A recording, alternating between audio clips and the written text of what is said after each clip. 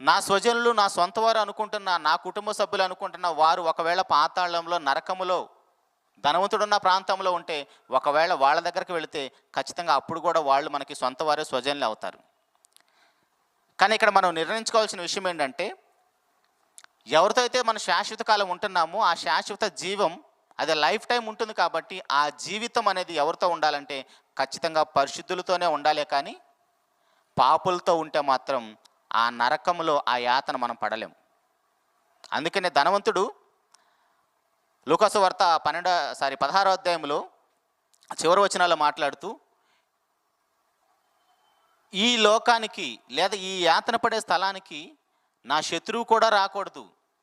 అందుకని ఆ లాజరుని నా ఇంటికి పంపించి నా సహోదరులు ఇక్కడికి రాకుండా ఉంటారు కాబట్టి, వాళ్ళు ఇంకా బ్రతికే ఉన్నారు కాబట్టి నా సొంత వారు ఇక్కడికి రాకూడదు